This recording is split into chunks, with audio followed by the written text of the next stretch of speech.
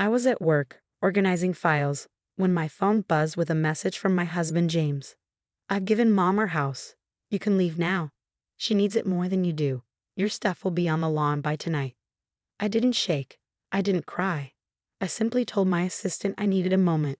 The only sign that my husband of 8 years was trying to kick me out was a slight tightening around my eyes.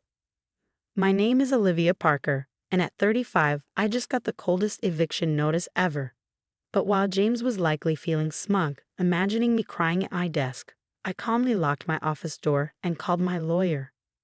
"Mr. Wilson, it's happening," I said. "James just texted that he's given the house to his mother." "As we suspected," Mr. Wilson replied. "I take it he didn't check the property records?" "Apparently not," I said, a small smile forming. Should I tell him or let him find out the hard way? "Let's see how it plays out," he suggested. "I'll get the paperwork ready." I looked out the window, thinking about the house James thought he could give away, the Victorian home my grandmother left me, the house I grew up in. James moved in after we got married, convincing me it was smart to live there to save money. He never knew I kept the house in my name, no matter how many times he suggested adding him to the deed. More texts from James. "Mom's always wanted this house. You never appreciated it like she would. Don't bother coming home tonight. The locks are changed." I took screenshots of every message, adding them to my growing file of evidence. James was digging his own grave, and he didn't even know it. I had seen this coming. The secretive phone calls, the sudden password changes, his questions about property values. 3 months ago, I heard him promise his mother she'd have her dream house soon. That night, I met with Mr. Wilson to review my grandmother's will. The house was mine, protected by a clause that stopped any transfer without my consent. "Your grandmother was smart," Mr. Wilson said. "She made sure the house would always be yours." James never bothered to read the will or check the records. His arrogance was his downfall. Then his mother, Margaret, called. "Olivia," she said sweetly, "James told me the good news. We'll pack your things for you. It's for the best, dear. This house was wasted on you." "Thank you for letting me know," I said, calm and polite. "Anything else?" She hesitated, clearly expecting me to cry or beg. "Well, we'll need you to sign some papers." "I'm sure you will," I replied before hanging up. By evening, my phone was flooded with messages from James and his family, from smug taunts to threats. I forwarded them all to Mr. Wilson and checked into the hotel I had booked weeks ago, just in case. From my laptop, I saw that James had filed transfer papers for my house. They would be flagged as fraudulent as he had no legal right to transfer a house he didn't own.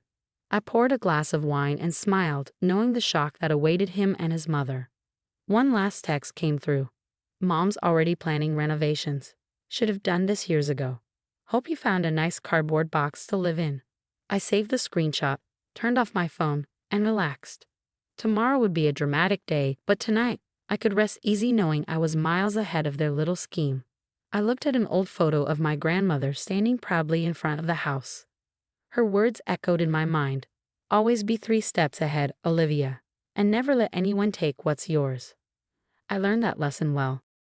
The next morning, I walked into Mr. Wilson's office as his secretary brewed coffee. Things were already heating up. "Your husband and his mother tried to file the property transfer this morning," Mr. Wilson said, sliding a paper across his desk. "The clerk flagged it right away. They're having quite the meltdown at the county office." I turned on my phone to find 37 missed calls and a stream of frantic texts from James. "Why isn't the transfer going through? What did you do? The clerk says there's a problem with the paperwork. Answer your fate on me." "Should we tell them now?" I asked, watching another text pop up from Margaret about fixing this ridiculous situation. Mr. Wilson checked his watch and grinned. They should be figuring it out right about. My phone rang. "James, you never put my name on the deed," he shouted. "How could you be so selfish? This was supposed to be our house." "No, James," I replied, keeping my voice calm. "This was always my house. My grandmother left it to me, remember? But I'm your husband. Everything's supposed to be shared." His voice cracked. "Mom's devastated. She already hired contractors." "Maybe you should have checked the property records before making promises," I said. "This is ridiculous. I'm coming home right now. We need to talk about this." "Actually, you won't be able to get in. I had the locks changed this morning." The silence was deafening. You? What? Changed the locks. Since you did the same yesterday. Also, the security cameras I installed last month caught you and your mother moving my stuff out. That's documented theft, by the way. Another long pause. You've been planning this, he accused. You knew we would. Try to steal my house? Yeah, I knew. I heard you promise it to your mom months ago. I've been documenting everything since then. Mr. Wilson motioned for the phone. I put it on speaker. Mr. Parker, he said, his voice firm. This is Douglas Wilson, Mrs. Parker's attorney.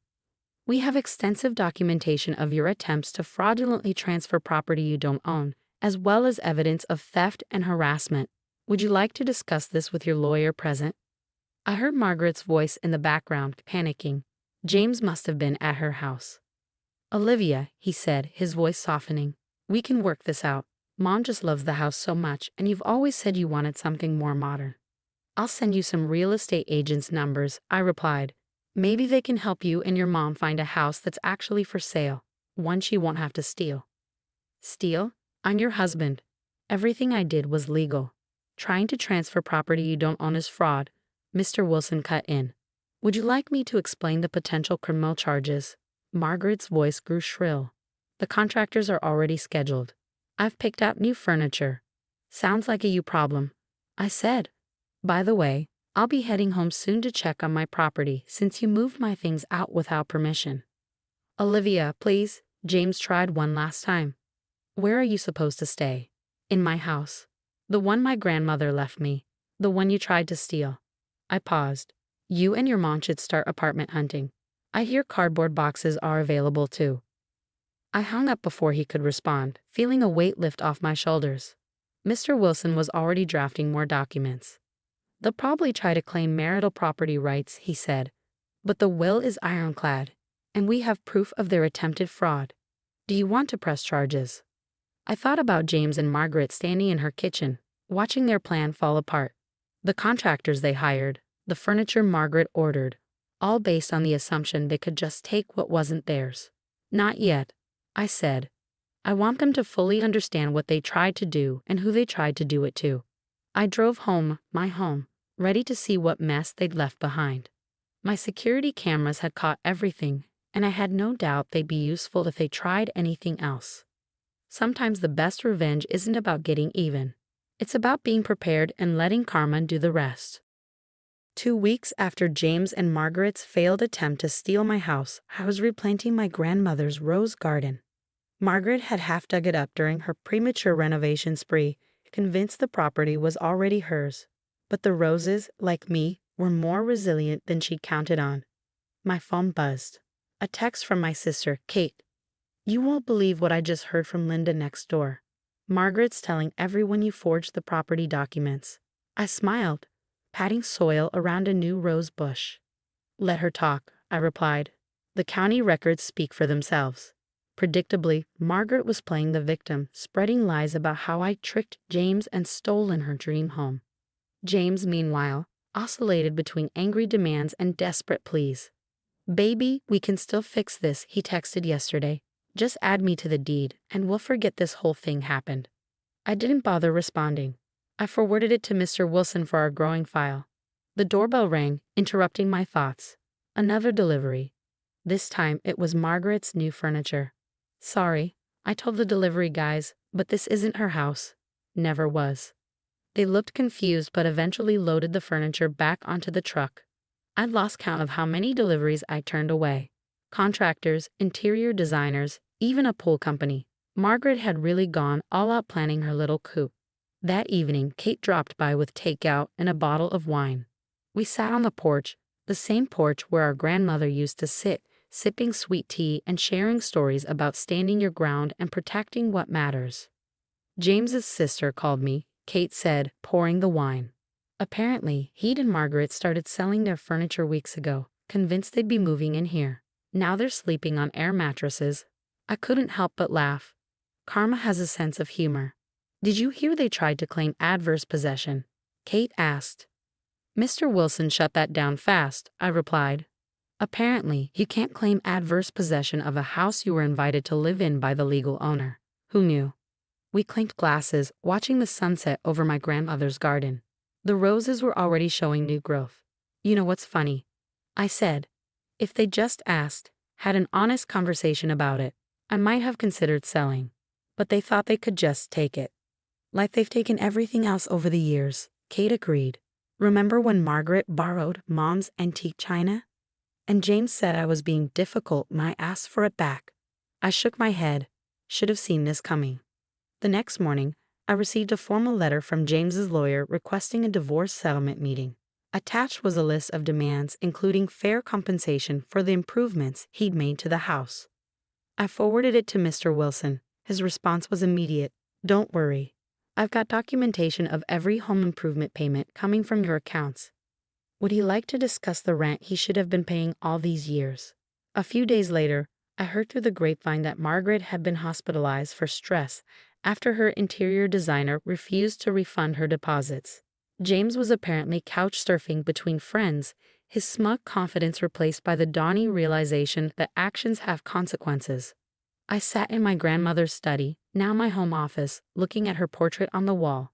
She built this house from the ground up, protected it for decades, and made sure it would stay in the family. Your grandmother was one smart lady, Mr. Wilson had said while reviewing her will.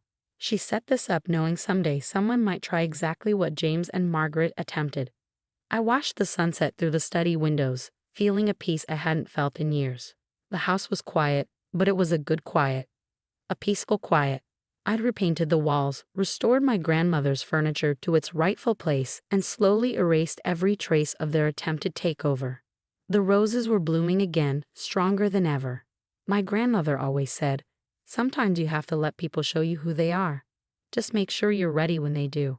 I raised my evening tea to her portrait, a silent toast to the woman who taught me how to stand my ground with grace.